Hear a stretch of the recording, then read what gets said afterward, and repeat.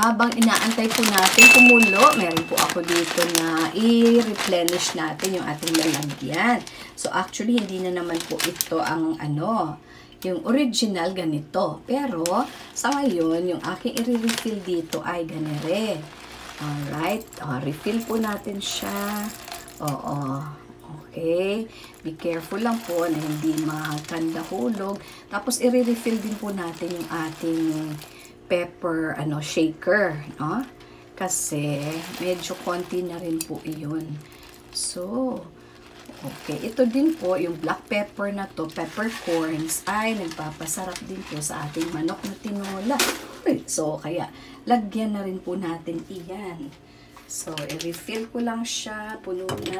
Ano po? Ito po ang pagtanggal. Ito po kung paano tatanggalin. So, yan. Buksan niyo po ito sa taas. Oops! Nahulog. Don't fall. Okay, ito na po. Ay. Okay, oops. Alright. Ayan, yan siya. Diba ganyan po? So, lalagyan niyo na po ngayon yan ng peppercorns. Okay. At para mag-grind niyo po siya pag kayo po ay nag-shake na. Babawasan ko konti at ilalagay ko na po dito yung ating peppercorns para maisali siya sa kanyang sarap at bango. Okay, ayan na po. Tapos ibabalik na natin itong kanyang pangsara na screw. No, ito, no?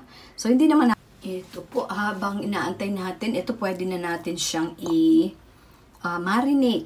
Okay, lalagyan natin siya ng toyo, lagyan natin siya ng, pero kung toyo ang gagamitin nyo guys, edi iitim siya.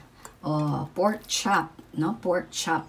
So, pwedeng patis, pero fish po iyon, no? So, yung mga hindi pwede sa malansa, katulad daw po ng narinig ko lang po kay Marie. So, ito, na natin siya ng paminta, mag-chop tayo ng garlic. Ayan na nga po yung ating kailangan i-marinate na pork. So, nilagyan natin siya ng ating tinadtad na bawang. At ito po ang ating pepper. At nilagyan ko na po ng patis. Ayan po, Ayan ang patis. Or fish sauce. Ayan siya. So, dyan po natin i-marinate siya. O siguro bukas na po natin to iluluto, no? Dahil, yes, yung ating chicken ay 4 na piraso naman po iyan. So, hanggang mamayang gabi na yan. So, isang luto lang for the whole. So, mas maganda po pag matagal yung marination at nuot na nuot yung kanyang sarap. Okay, so nalagyan na natin siya.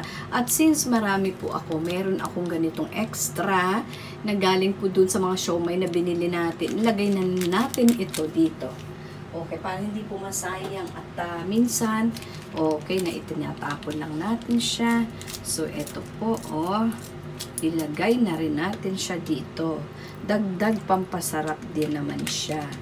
So, in the end, nilagyan ko din pala siya ng soy sauce.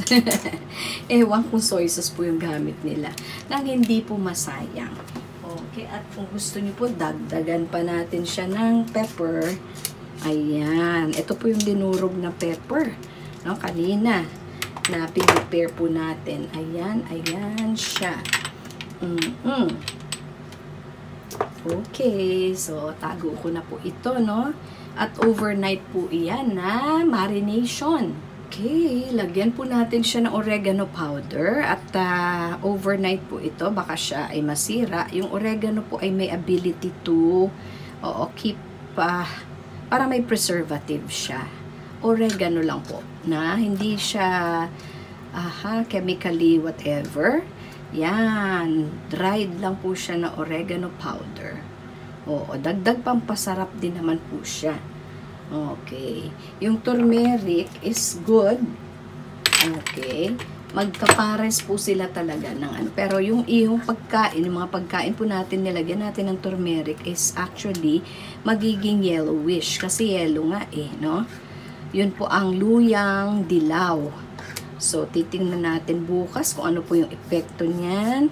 Yes po, at ito ay hindi natin nilagyan ng asin, pero yung patis, yung ating fish sauce, ay syempre may asin po doon.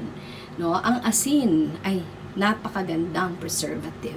So, dinagdagan pa natin ng oregano powder, yun po. So, para hindi siya masira. Kung lalagyan din natin siya ng vinegar, yun po, lalong mas higit na hindi siya masisira. No? Okay, ayan po yung ating ginawa kahapon. Na-marinate natin siya overnight. So, masarap na po yan. Nilagyan ko na siya ng flour. Okay, para matuyo-tuyo siya. Tapos, ito na. Nilagay natin dito, nilublob sa egg, beaten egg. And, ito na, breaded na siya. So, let's try to put this here. Okay. Alright. So, boiling na yung ating oil, no?